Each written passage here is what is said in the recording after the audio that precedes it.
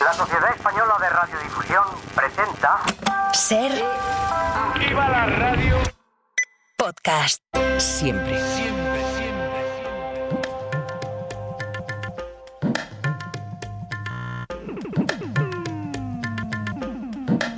En la cadena Ser...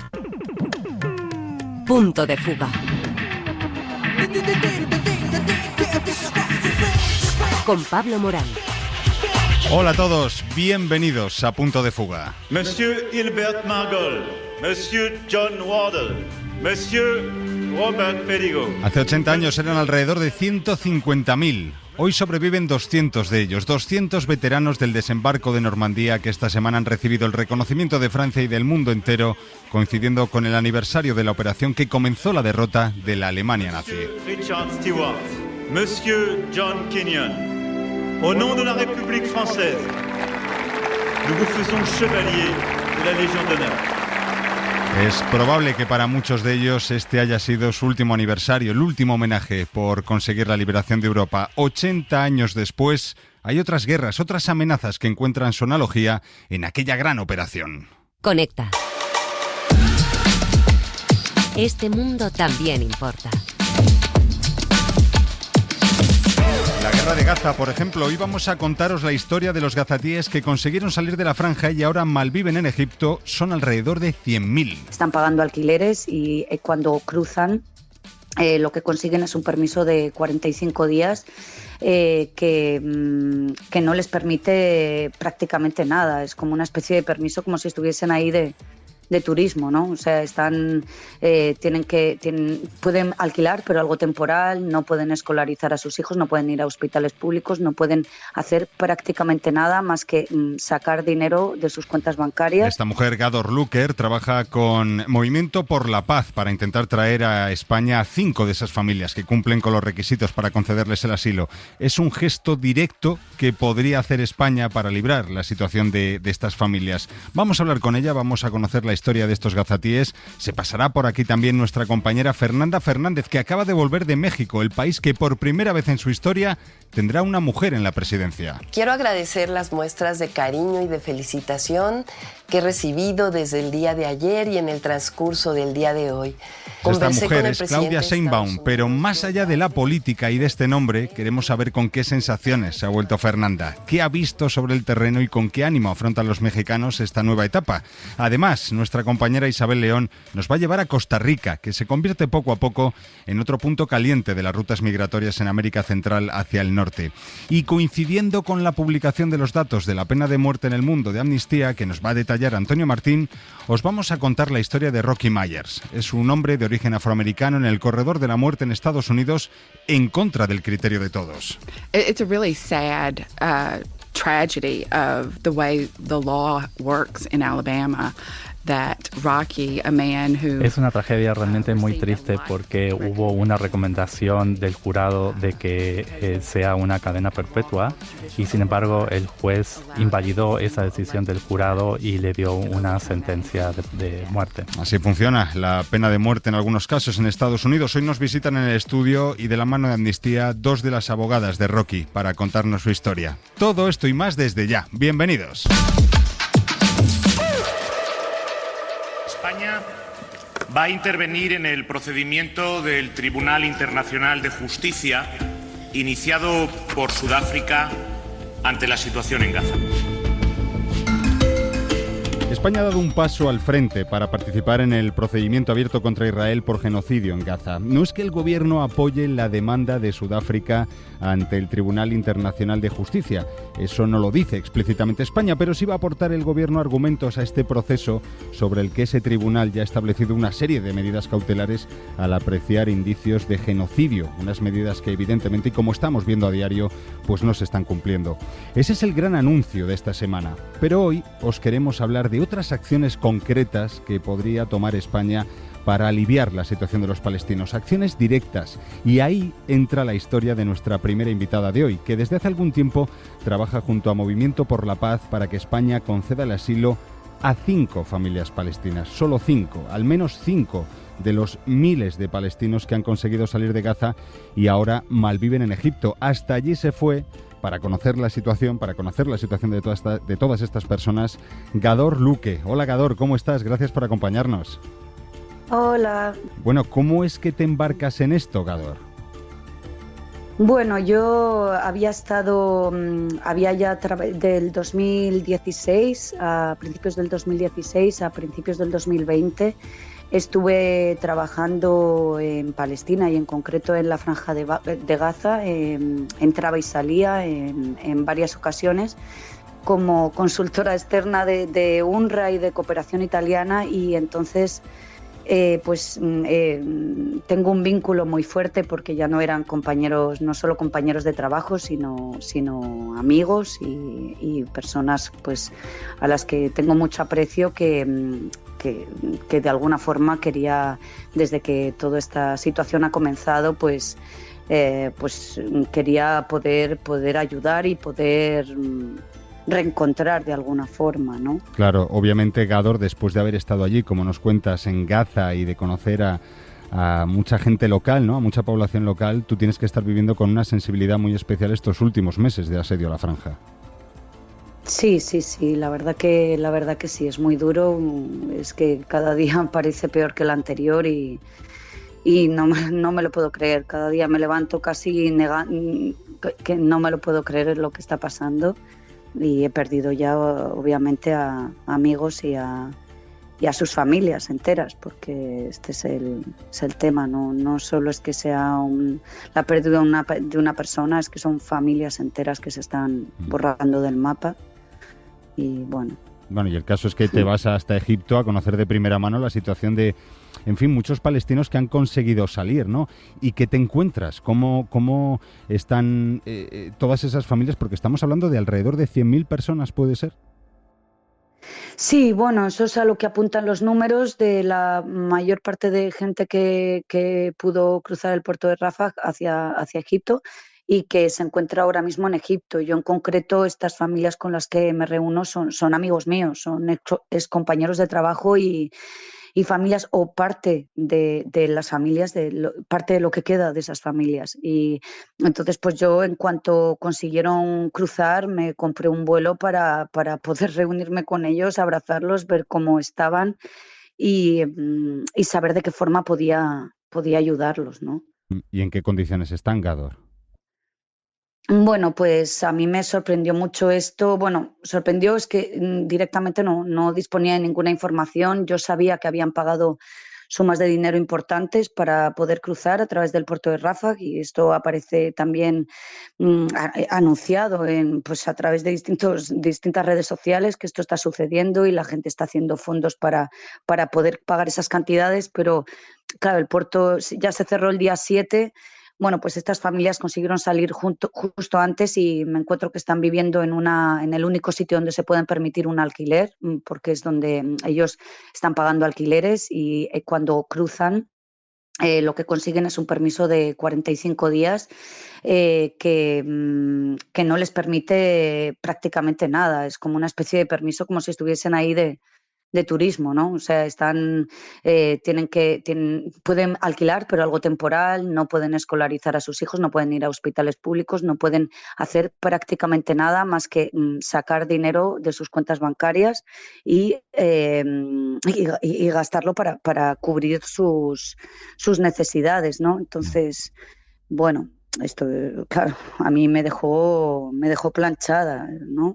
Porque yo me imaginaba de alguna manera que yo había visto en cuanto habían conseguido salir. Yo llegué el día 15 de mayo y en cuanto habían conseguido salir, algunos el día 1 o 2, había visto que habían dejado de poner cosas en las redes, o habíamos cortado un poco más la comunicación, que nos comunicamos casi cada día en cuanto podíamos, y pensaba que es que estaban en un periodo como de recuperación, ¿no? De poder estar, y es que no, es que están absolutamente planchados en una situación que casi viven al día a día sin tener ningún apoyo por ninguna parte de nada. Uh-huh. Se están gastando sus ahorros, están viviendo en un sitio que se llama el Cairo 2 Madinati, que es donde se pueden pagar los alquileres, ahí es donde están la mayor parte de las familias, y que hay alquileres temporales. Es una ciudad construida de cero en medio del desierto al este del Cairo, Y a mí, desde el punto de vista, yo soy arquitecta, y desde el punto de vista de arquitectura casi me parece esperpéntica porque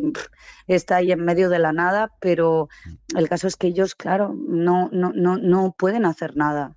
No pueden ni siquiera comprar ahí las cosas porque es todo carísimo. Claro, es una situación, Gador, complicada, que se suma al impacto psicológico y al trauma, ¿no? Que todavía atraviesan estas personas. Ayer, cuando hablábamos antes de la entrevista, me impresionó mucho una cosa que me decías, que dice, han salido de Gaza físicamente, pero no psicológicamente. Exacto. Siguen allí, ¿no? Sí, sí. O sea, ellos, como pasamos los días que estuvimos juntos, que fue, incluso me decían qué bonitos, los días más bonitos que hemos tenido mucho tiempo, y yo también estaba muy contenta con estar con ellos, pero fue muy duro a la vez ver que pues eso, 40 y pico grados hacía durante el día, estaban con las persianas y todo bajado, con la televisión con Al Jazeera o bueno, cualquier otro medio puesto comprobando noticias, quién ha muerto, quién no ha muerto, dónde están bombardeando, dónde no sé quién tal, en situación de absoluto, como si estuviesen allí dentro. Y además estamos hablando de gente, ya no es solo el trauma mental, que es imposible de medir, sino que muchos de ellos han sido heridos, no están bien físicamente tampoco, y no pueden ir a hacerse un chequeo al hospital. Los niños están sin ir al cole, están ahí sin hacer nada. Claro, nos contabas además, Gador, que muchos de ellos han pagado para poder salir de Gaza. ¿Cómo es esto? Explícamelo. Sí. Sí, a ver, ya en situación normal, para salir, bueno, normal me refiero, incluso estando el estado de sitio en Gaza ya se tenía que abonar una cantidad, porque ellos para hacer para pedir unos permisos, creo que era entre 300 y 400 euros por persona, estamos hablando de antes de esta situación, pero a medida que pasó esta situación, que empezó esta situación, ya la cantidad esta, que no es una cantidad establecida, es una cantidad como que va fluctuando según la demanda y la oferta, la va fijando. Entonces, esta cantidad ya llegaba a unos 10.000 euros por persona, para apuntarse en la lista para poder salir. Eso ya ni siquiera es posible porque desde el día 7 de mayo está cerrado. Desde hace un mes está cerrado ese puerto, está controlado por Israel. Entonces, y ha habido gente, yo conozco de estas familias con las que me he reunido, parte de sus miembros todavía siguen dentro y ya habían pagado, ya habían abonado la cantidad. Ellos iban a salir el día 8, el día 9, ya no ha sido posible. Están dentro. Entonces, claro, estamos hablando de familias incompletas, familias que han sufrido barbaridades que no podemos ni imaginar, que están además en esta situación de, en teoría, seguridad, pero que no es tal.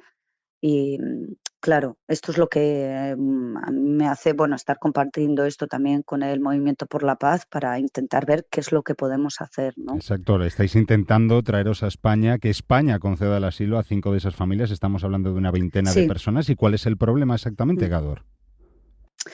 Bueno, en principio, pues que la Embajada de España rechaza esto porque considera que se encuentran ya se encuentran evacuados y en un sitio que su vida no corre peligro, ¿no? Es decir, ellos, Gador, vamos a aclarar, ellos cumplirían, ¿no?, los requisitos que marca la ley para que España le conceda el asilo, para ellos pedirlo y que España se lo conceda, pero como nos cuentas, la Embajada considera que ya están en una situación de segura, ¿no? Sí, cuando realmente su seguridad no se basa en el sitio donde están temporalmente, sino del sitio del que vienen, que obviamente es innegable que está sufriendo un genocidio. Podremos llamarlo de una manera o de otra, pero está ahí. O sea, es innegable que su sitio de origen, que esta gente solo es de ahí, es de Gaza, no ha conocido muchos de ellos nada más en su vida que aquello. Es innegable que no están seguros, ¿no? Del sitio de origen y el sitio en el que están. Yo ya he visto que tampoco es que tengan una seguridad o un respaldo o una cobertura de forma que vayan a poder, ¿no?, superar el trauma, trabajar el trauma e integrarse en las sociedades. Es absolutamente imposible, tal y como están ahora. Claro, y siendo eso tan evidente, ¿por qué entonces la embajada está bloqueando, ¿no?, esas peticiones de asilo? ¿Cuál crees que es la razón principal para hacerlo? No lo sé, la verdad que yo desconozco, tampoco tengo conocimiento legal, yo soy más bien un perfil técnico, por esto es que es el Movimiento por la Paz que está trabajando con ello, que ellos son los especialistas y los conocedores de la ley y todos sus recovecos. Yo no lo sé, a mí de manera racional no consigo entenderlo, de manera personal aún menos, entonces... no entiendo cuál puede ser el motivo que impida que se dé un paso adelante y que consigamos que al menos un pequeño número de gente pueda no sé, rehacer su vida, ¿no? Algo que creo que incluso es prácticamente imposible, van a necesitar mucho apoyo psicológico, ¿no? Y casi muy a su pesar, diría yo, ¿no, Gador? Bueno, tú conoces mucho Totalmente. mejor, pero los palestinos sí que sufren y sienten mucho el tenerse que alejar de Gaza, ¿no? De entrada por la actual ofensiva. Sí, totalmente. Yo estas familias en concreto, solo una de ellas es originariamente de Gaza, de esa zona. El resto son ya refugiados, son descendientes de los refugiados que tuvieron que huir caminando cuando la Nakba, cuando la creación del Estado de Israel, y que los más ancianos que se recordaban de aquello han muerto ahora bajo este exterminio, y están sus descendientes teniendo de nuevo que huir en una situación absolutamente lamentable. Entonces, claro, no es ya que es terrible lo que están sufriendo, es que ya vienen con un trauma heredado que se está repitiendo. Es la peor de las pesadillas de cualquiera, ¿no? No sé. Pues nosotros vamos a seguir muy atentos a esta historia, a vuestro trabajo, el tuyo y el de Movimiento por la Paz, para intentar traeros, es que son 5 familias, son 20 palestinos, una veintena de palestinos, en fin, que es verdad que resulta sorprendente, ¿no?, que no se dé ese paso para conseguir esta acción directa. Lo decíamos, acciones directas como estas que sí que pueden cambiar la situación de muchos palestinos y atenuar su sufrimiento por la actual ofensiva en la Franja de Gaza. Gador, muchísima suerte con este esfuerzo, con este proyecto, Pablo. Y aquí vamos a seguir muy atentos, desde luego, intentando que lo consigáis. Gracias de verdad.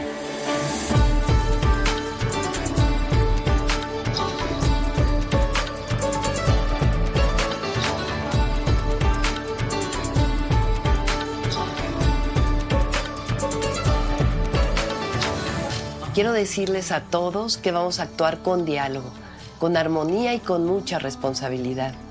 Ha sido un triunfo de la democracia para todas y todos los mexicanos y un triunfo de México. Es la voz de una de las protagonistas de esta semana. Es Claudia Sheinbaum, la primera mujer que va a presidir México en toda su historia. Ella es la ganadora de unas elecciones de las que nos ha informado sobre el terreno Fernanda Fernández. Hola Fernanda, ¿cómo estás? Hola Pablo, ¿todo bien? ¿Tú qué tal? Bueno, ya de vuelta a la radio. Más allá de lo político, Fernanda, y de tu extraordinario trabajo desde allí que te hemos escuchado, en fin, tú eres de allí sigue tu familia. Ahora has vuelto a vivir este momento histórico de alguna forma para México. ¿Y con qué sensaciones has vuelto? Pues con varios sentimientos como entremezclados, porque por un lado no deja de emocionarme que efectivamente México tenga una presidenta, ¿no? Con A. Recuerdo en la campaña electoral en la que competía Josefina Vázquez Mota como candidata, seguíamos discutiendo si presidente o presidenta eran... ¿Eso cuándo fue? Esto fue en el sexenio en el que ganó Enrique Peña Nieto. Eso no hace mucho tampoco. No hace mucho, Uh-huh. O sea que ha habido una evolución. Sin embargo, siempre se plantea esta cuestión de que una mujer lleve una campaña de feminismo también, ¿no? O sea, que aplique la agenda feminista con perspectiva de género. Entonces, hay ahí varias cuestiones como que pueden ser evidentemente muy alegres y otras cuantas incógnitas que solamente iremos averiguando cómo resuelve Sheinbaum a lo largo de su sexenio. Yo te comentaba, oye, ¿con qué sensaciones vuelves cuando hablábamos fuera de micro? Y me hablabas también de cierto desencanto. ¿Por qué? ¿Los mexicanos creen que, en fin, qué sensación tienen? ¿Por qué ese desencanto? ¿El país no ven que tire tanto como ellos esperan? ¿O cuál es el problema? Yo creo que es muy difícil abordar todas las problemáticas que hay en México al ser un país tan grande, ¿no? O sea, incluso muchas veces creo que los periodistas cuando decimos hay dos Méxicos o hay dos países en el caso de cualquier otro análisis, ¿no? Político, nos quedamos cortos. Hay muchos Méxicos y se nota en cuanto vas o hables con gente de ciudades, de comunidades indígenas, de comunidades que deciden vivir apartadas de la política institucional, de la gente que cree que el comunismo va a llegar y todos nos vamos a morir, ¿no? Hay un poco de todo. Entonces, lo hablaba con mucha gente, el nivel de debate también en cuanto a cuestiones políticas fue muy pobre. No había, primero, voluntad, ¿no? Y luego también los argumentos que se daban eran muy básicos, había unos planteamientos con poco interés de escuchar al otro. O sea, te entiendo, no se debatió de los problemas reales de los mexicanos, es algo así. Un poco eso, sí. Ajá. Entonces creo que el nivel de discusión era triste, lamentable, y los debates electorales sucedió un poco lo mismo. O sea, las candidatas, bueno, sobre todo la candidata Xóchitl Gálvez de la oposición, se dedicó un poco a hacer lo que hizo los tres partidos, ¿no? Lo que hicieron los tres partidos por los que competía durante este sexenio, que fue decir, es que ustedes lo hacen mal, y no proponer realmente nada, mientras Sheinbaum la ignoraba completamente, ¿no? Que tampoco creo que se hace una actitud de cara a una construcción política. Tiene que haber un debate exactamente. Fíjate que este mal que nos estás exponiendo de México en realidad es un mal que afecta a todas las democracias, ¿no? Porque esto nos suena muy, muy cercano aquí a España, a Europa, también a Estados Unidos. Por cierto, en todos estos escenarios, la polarización, que ya con lo que nos estás contando, es algo que también se ha materializado de alguna forma en México, ¿no? Completamente. Y además, cuando te pones a mirar lo que tú dices, ¿no? Otros países del mundo, ahora que regresaba para Madrid, conversaba con una mujer en el avión que había votado a Xóchitl Gálvez y estaba convencida de que había un fraude electoral. Ahora, esto es una constante de los perdedores en México, lo cual es muy triste, ¿no? O sea, es verdad que han habido fraudes electorales en México, pero cuando hay una diferencia de 30 puntos con respecto a Xóchitl Gálvez y Claudia Sheinbaum, creo que es muy complicado, y también creo que el fraude lo estaría cometiendo la propia sociedad, y creo que ha habido siempre una voluntad en México justamente de que se deje de imponer lo que piden las instituciones, sino que sea lo que pide el pueblo. Eso es. Oye, hay algo que sí que marca la realidad de México. Hemos hablado de ello aquí en el programa y, en fin, ha marcado también la campaña, que es la violencia, la criminalidad en México. ¿Qué has podido ver o qué te ha llamado la atención al respecto, Fernanda? Yo, como estaba en Ciudad de México, no vi nada de primera mano, ¿no? Pero leyendo y comentando con otros compañeros que sí que están en Chiapas, por ejemplo, o que cubren temas de violencia, durante la jornada electoral propiamente hubo al menos 15 asesinatos a personas que fueron a votar, en varias partes del país, principalmente en Puebla y en Tabasco, o sea, en el centro y en el sur. Es impresionante cómo datos así quedan ya en un asterisco, en un por cierto, ¿no? Casi prácticamente.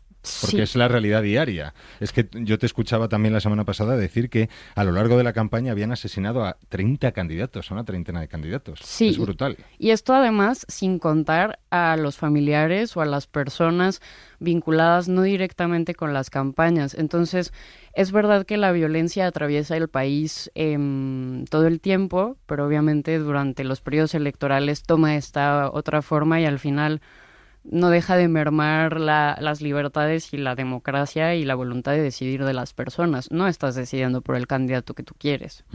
Bueno, ahora nos queda seguir la trayectoria de México, esta nueva etapa, que se hable con Claudia Sheinbaum, pero en fin, nos parecía interesante, Fernanda, saludarte, felicitarte por el trabajo estos días allí y también contaros eso, con qué sensaciones has vuelto. Muchísimas gracias. A ti, Pablo. La verdad es que la cobertura internacional de la SER esta semana no ha estado nada mal, porque hemos tenido a Fernanda en México y a nuestra compañera Isabel León en Costa Rica.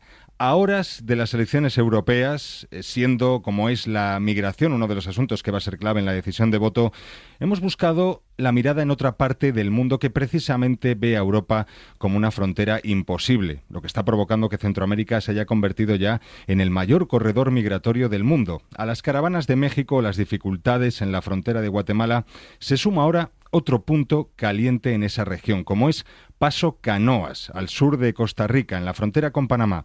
Ahora mismo, hasta 90 nacionalidades distintas están coincidiendo en ese punto del planeta, tratando de continuar su ruta hacia Estados Unidos. Mi nombre es Wendy Quintero, soy periodista y defensora de derechos humanos, nicaragüense. Tengo ahora mismo 5 años de estar en el exilio. En este diciembre de 2024 voy a cumplir 6.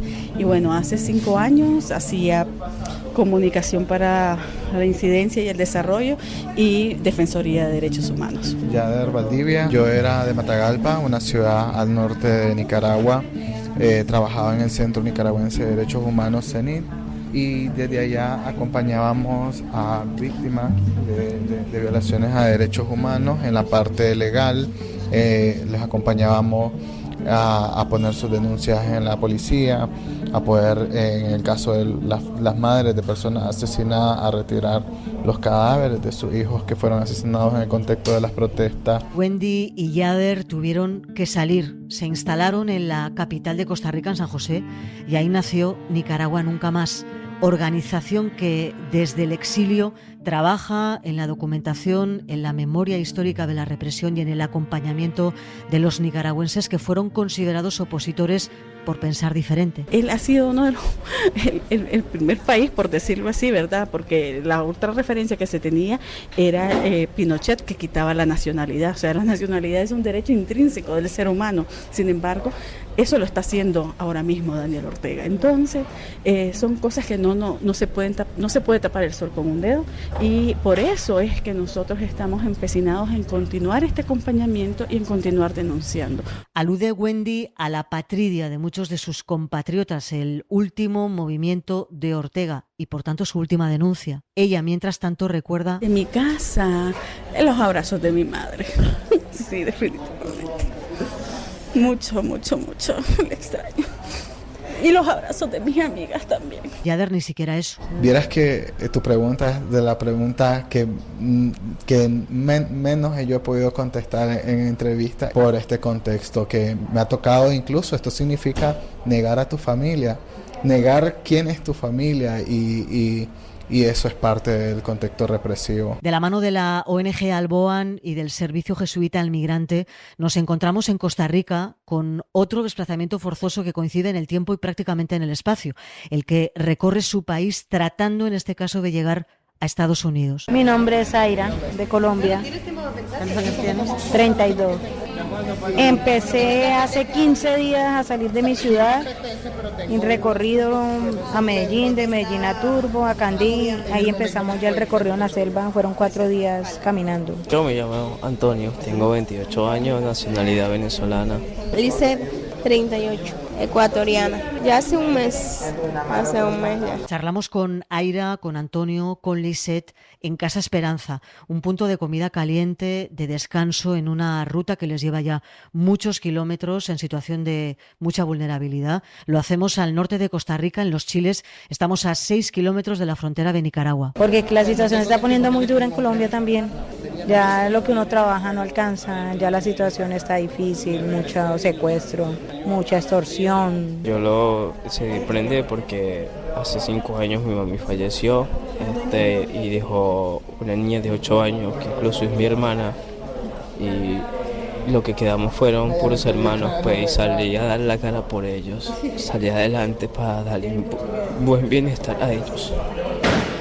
Pero aquí estamos de pie con el favor de Dios, y yo espero que Dios nos dé a todos la fortaleza de salir de toda esta situación que estamos viviendo cada uno de los migrantes. Por toda la situación de mi país. Ecuador ya no es el mismo país que era hace muchos años atrás, ya cambió totalmente. La delincuencia, lo que es en lo económico, en lo laboral, o sea, Ya no es el Ecuador en el cual yo crecí. Entran por el sur del país, por el sur de Costa Rica, donde, siguiendo la ruta calificada por el propio gobierno de regular, pagan $30 por montarse en un bus que les va a traer hasta aquí, hasta el norte. Después lo que harán es abonar $150 para pasar la frontera de Nicaragua y seguir su camino. Muchos llevan ya 1.500, según el país del que provengan, $1.500 ya dejados en el camino, con un objetivo claro. Como todos, ese es el sueño de todos, que los que migramos, ¿no? Si pasamos altos y bajos y muchas necesidades es porque tenemos un destino y lo hacemos más por nuestra familia. Sí, se ha sido demasiado fuerte. Hay que sacar fuerza, mucha fuerza donde no las tenga para continuar. Su objetivo es el sueño americano. Uno tiene muchos conocidos, amigos por allá y pues se ve que es mejor, que la economía de allá sirve para enviar al país de uno. ¿Esperanza? Sí. Esperanza es llegar allá y trabajar y por ejemplo yo tengo un hijo, lo dejé en Colombia y es mandarle a él para que progrese, para que tenga un mejor futuro, un mejor estudio. Esta noche confían en cruzar la frontera, al menos una más. Alforja campesina pinolera, sos el mero escapulario de mi tierra. Cuando vienes del pueblo bien cargada, me pareces a una indita embarazada. Bueno, esto no se va a quedar aquí, porque Centroamérica y el asilo nicaragüense en Costa Rica va a ser motivo de conversación la semana que viene en nuestro programa. Vamos a charlar y vamos a conocer historias personales gracias a esta visita de la que venimos dando cuenta en la SER, gracias a la ONG Alboan y al Servicio Jesuita del Migrante en Costa Rica. Vamos a ofreceros simplemente un pequeño avance de la colectiva feminista Volcánicas. Es espectacular. Está formada por nicaragüenses exiliadas ahí en Costa Rica. Bueno, les quiero contar que al inicio Volcánica era una colectiva centroamericana. Queríamos solucionar el mundo, muchachas. Queríamos hacer así como todo, ya que las políticas, toda la problemática migratoria nosotros la íbamos a solucionar en Centroamérica y el Caribe. Luego nos dimos cuenta que no podíamos y que teníamos al alcance, teníamos otra herramienta y que íbamos a trabajar con las mujeres nicaragüenses, solicitantes de refugio, refugiadas que se encontraban en Costa Rica. Volcánicas es mucha fuerza, mucho cuidado, pero también muchísimo trabajo por otras mujeres.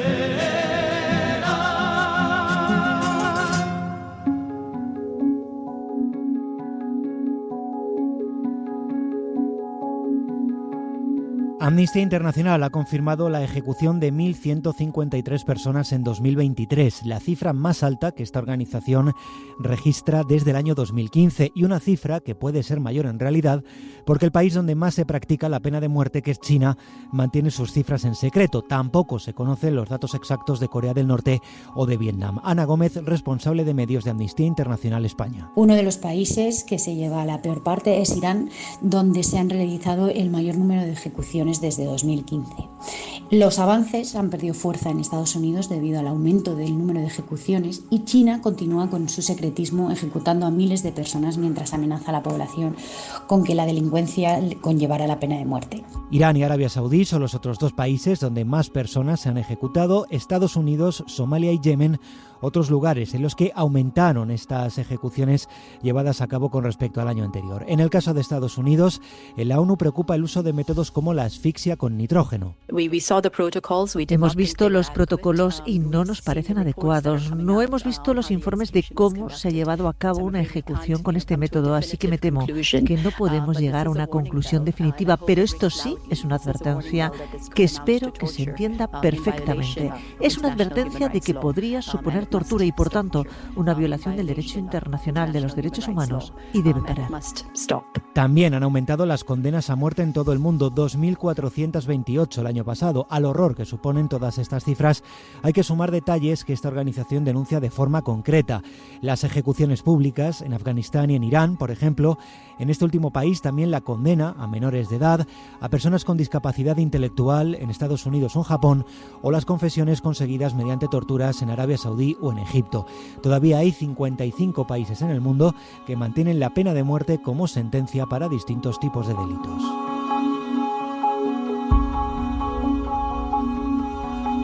Miriam Casey, gracias por acompañarnos. Thanks for being with us. Thank you for having us. Gracias por haberme recibido. ¿Quién es Rocky Myers? Cuéntenos su historia desde el principio. Rocky Myers is a son of a mother who has died while he was on death row. Rocky Myers es hijo, su madre murió cuando él estaba ya en prisión. Es hermano de otros 9 hermanos, es padre y también es abuelo. Y es además, Miriam, uno de los reos que lleva en el corredor de la muerte en Alabama desde hace mucho tiempo, desde hace 26 años, más de 26 años. Right, it'll be 30 years since 1994. Es desde 1994, van a ser pronto 30 años. ¿Y cómo está él? ¿Cómo está Rocky después de casi 30 años en el corredor de la muerte, pendiente de que cualquier día pueden fijar la fecha de su ejecución?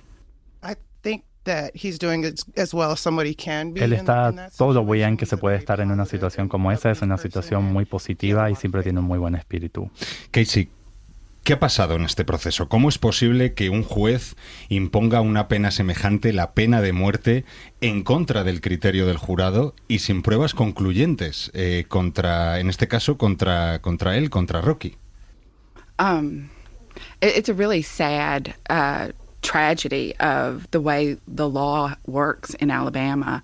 That Rocky, a man who, es una tragedia realmente muy triste porque hubo una recomendación del jurado de que sea una cadena perpetua y sin embargo el juez invalidó esa decisión del jurado y le dio una sentencia de muerte. Uh-huh.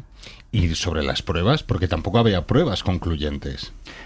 That is very true, and I think that there's a laundry list of problems. Hay una lista muy larga de problemas que ocurrieron con este juicio. I think that it started at the very beginning because Rocky Myers comenzó por el hecho también de que Rocky Myers es un hombre negro y pobre y no recibió un juicio justo por una gran cantidad de razones. ¿Creen, Miriam, que los prejuicios raciales o de clase han podido influir en esta sentencia, en la decisión de este juez?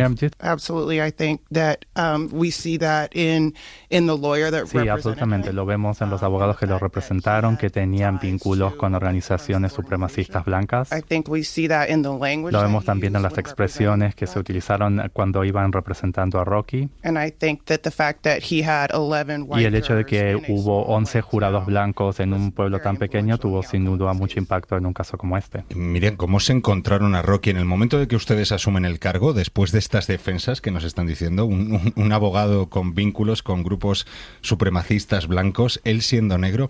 En fin, ¿en qué condiciones se lo encontraron cuando ustedes asumieron el caso? I think that Casey has a better sense because she's Casey va a poder responder mejor porque lo representa desde hace 17 años.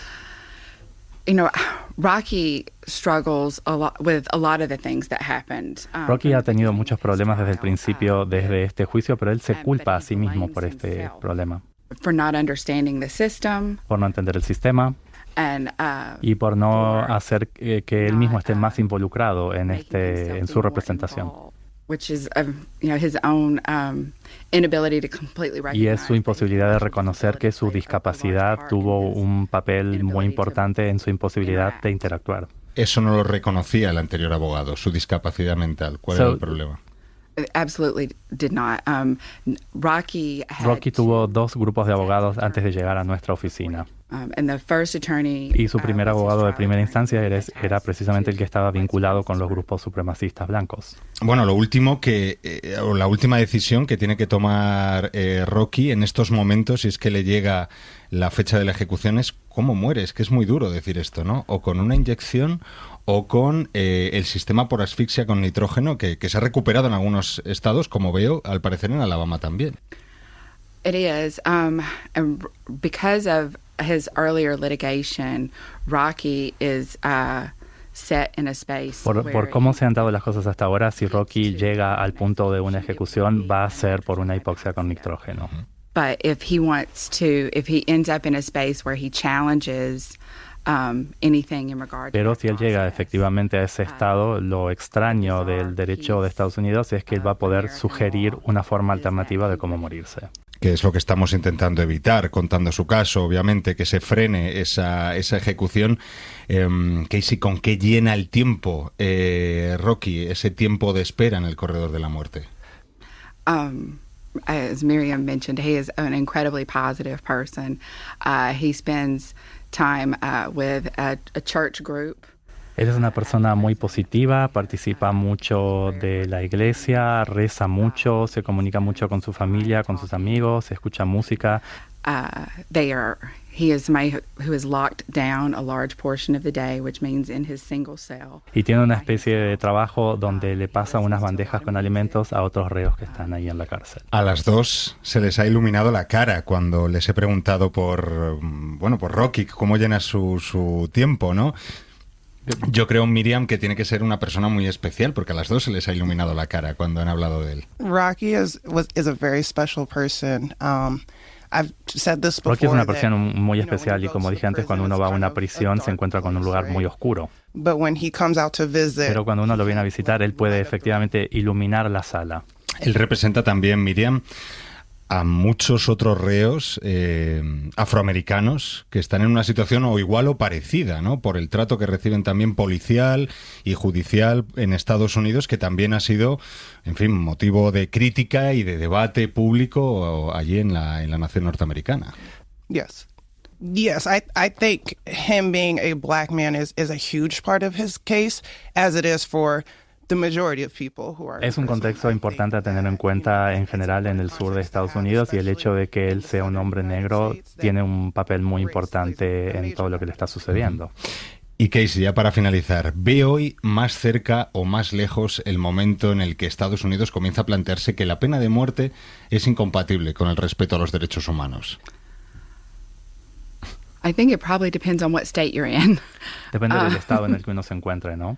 I definitely believe that there is a movement amongst people that. Creo definitivamente que hay un movimiento entre ciertas personas que reconocen cuáles son las dificultades en el sistema legal. But unfortunately, I don't. Pero creo que no hay suficiente cantidad de esas personas que sean verdaderos decisores. Yes, I think in America. Hay muchos políticos en Estados Unidos que se presentan a las elecciones con esa postura de mantener la pena de muerte, y los que no lo están, pues no se presentan para las elecciones. Pues Miriam Baxson y Casey Keaton, muchísimas gracias por acompañarnos en la cadena SER, y felicidades por vuestro trabajo. Mucho ánimo, sobre todo con el caso de Rocky Myers, pero sobre todo con el pulso en contra de la pena de muerte en Estados Unidos. Thank you so much for having us and for allowing us to share his story. Gracias por permitirnos compartir su historia. Mundo Express con Javi Bañuelos.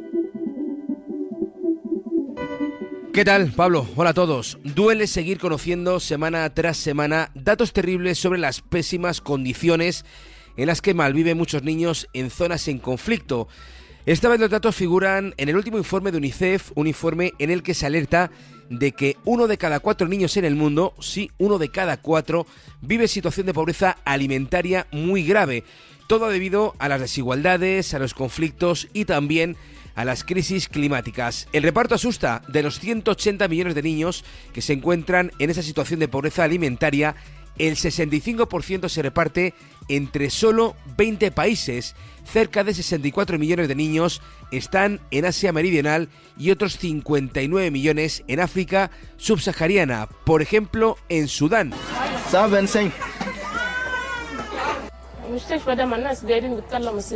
Abdou es una refugiada sudanesa en Chad que ha llevado a su pequeño, a su bebé, Rumán, de solo 6 meses, a la unidad de nutrición apoyada por UNICEF en el campamento de tránsito de Adré. Escuché a la gente hablar de este centro de salud en el que hay servicios de nutrición para los niños, y como mi bebé está enferma, pues la he traído. Llegar aquí nos ha supuesto un viaje de 3 días. Llegamos hambrientas, sin nada que comer. No volveremos a Sudán porque hemos sufrido mucho y allí ya no nos queda nada.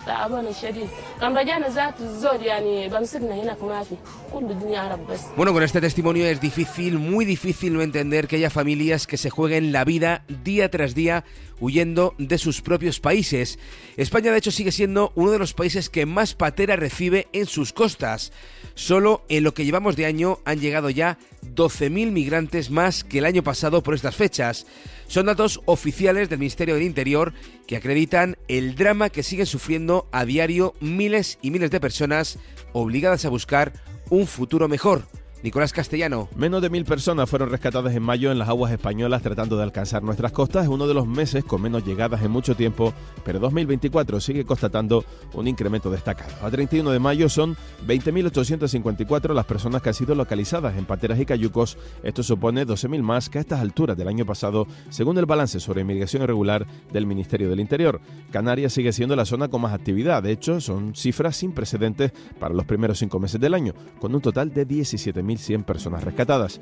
El Estrecho y Baleares recibieron 3.726 personas, un 6% menos que hace un año. Por las valles de Ceuta y Melilla han entrado poco más de 1.000 personas. España, con datos muy similares a los de Italia, sigue siendo a día de hoy la ruta más activa de la inmigración en barcazas. Tanto el Mediterráneo central como las costas griegas presentan datos muy inferiores a los de otros años. Bueno, no solo España bate récords, también Estados Unidos, donde su presidente Joe Biden no sabe cómo atajar la crisis migratoria que tiene ahora mismo en la frontera con México. La intención del presidente de Estados Unidos es impulsar una orden para prohibir que los migrantes que lleguen a través de ese país, a través de México, de forma ilegal puedan pedir asilo en la frontera con Estados Unidos. Washington, Sara Canals. Sí, una medida que solo se va a revertir cuando los cruces ilegales desciendan a los 1.500 al día, algo que no ocurre desde 2020, aunque habrá excepciones. No se expulsará, por ejemplo, a menores no acompañados o a víctimas de tráfico de personas. El presidente Biden asegura que ha recurrido a esta norma por culpa de los republicanos que, influenciados por Donald Trump, han tumbado una ley que contempla más dinero y más personal en la frontera. Insisten que Trump no quiere solucionar esta crisis, sino tener un motivo para atacarle. La medida, sin embargo, es polémica. Algunos demócratas temen que fomente el caos, otros las consecuencias humanitarias que podría conllevar, y los republicanos la tachan de insuficiente, de tardía y de electoralista. Biden sabe que tenemos un debate en 3 semanas. Decía Donald Trump, que ayer volvió a hablar de una invasión de terroristas y tachó la medida de floja y de patética. Y por otro lado, varias asociaciones ya han anunciado que llevarán la medida a los tribunales y el gobierno dice estar preparado para lidiar contra cualquier delito. Pues hablando de inmigración y de recortes a los derechos humanos de quienes huyen de la muerte en sus países de origen, en Portugal también han optado por endurecer su política migratoria. El nuevo gobierno conservador pretende aprobar más de 40 medidas que van a afectar a quienes quieran emigrar para trabajar en ese país, en Portugal. Lisboa, Bray Suárez. Pues sí, lejos de cualquier intención populista, el primer ministro luso, Luís Montenegro, ha reconocido este lunes la importancia de la mano de obra extranjera para Portugal. Tenemos que entender que muchas personas que buscan Portugal con el mismo espíritu que muchos portugueses buscan allá afuera sus oportunidades, ha afirmado Montenegro, segundos antes de presentar, eso sí, un plan para disminuir la entrada de inmigrantes. Entre todas las medidas destaca una que es la cancelación de la llamada manifestación de interés que ha permitido a muchos extranjeros llegar a Portugal con visa Schengen y solicitar la residencia. Los procesos se extienden durante meses o años, especialmente desde que el anterior gobierno creó una nueva agencia para la regularización de inmigrantes que ha demostrado no funcionar. Casi 500.000 de solicitudes están ahora mismo estancadas en una situación que exigía respuestas. De ahí que otro de los pilares de la reforma presentada sea mejorar las estructuras estatales para agilizar los trámites. En este carrusel de recortes, otro de los países que se lleva la palma es Georgia, que está siguiendo los pasos de Putin en Rusia. En este caso, el Parlamento georgiano ha impulsado una ley que anula de plano los derechos de las personas homosexuales y trans. Entre otras cosas, se van a prohibir las operaciones de cambio de sexo o la celebración de reuniones donde se defienda el matrimonio igualitario entre personas del mismo sexo. Antonio Martín. Georgia da otro paso atrás en su camino hacia la Unión Europea. El presidente del Parlamento ha detallado todas las restricciones. La ley prohíbe las reuniones o eventos donde se defienda el matrimonio homosexual, hablar de la homosexualidad en los colegios o en los medios de comunicación. De hecho, la compara con el incesto, las adopciones por parte de estas parejas, las cirugías de cambio de sexo o el cambio de género en el documento de identidad. En noviembre se convirtió en país país candidato a la adhesión, pero en las últimas semanas Bruselas le ha advertido ya por la aprobación de otra ley que sanciona a quienes tengan relación con países extranjeros. Ahora el gobierno georgiano cuenta con la mayoría que tiene en el Parlamento para sacar adelante esta nueva legislación que daña los derechos de parte de la población. Terminamos hoy con un descubrimiento que hemos conocido esta semana y que nos sirve como un ejemplo más de las secuelas que está dejando el cambio climático en zonas remotas del planeta. Aunque cueste creerlo, comunidades nativas del Ártico han detectado en sus redes peces que jamás habían visto, nada menos que salmones, peces que han llegado hasta allí empujados por el calentamiento global, porque el Ártico ya no es tan frío como antes. Javier Ruiz Martínez. En 2010, un pescador indígena del río Big Fish, en el norte del Yukón canadiense, sacó del agua un pez extraño. Al llevarlo a su pueblo, le preguntó a todo el mundo, desde la mayor de las inocencias, qué tipo de pez era. Era un salmón chum, tan raro en las frías aguas del Ártico que este pescador no sabía lo que estaba viendo. En los años siguientes, cientos de hombres y mujeres como él han colaborado con la Universidad de Alaska. Han cruzado sus avistamientos de salmones con satélites que miden cambios en la temperatura del mar y coincide. Los salmones del Pacífico, como otras especies, están colonizando el norte porque el agua está más cálida. Los modelos climáticos predicen que varias especies de salmones migrarán a través de los mares de Chucky y Beaufort y se volverán comunes en el Ártico ya en la década de los 40.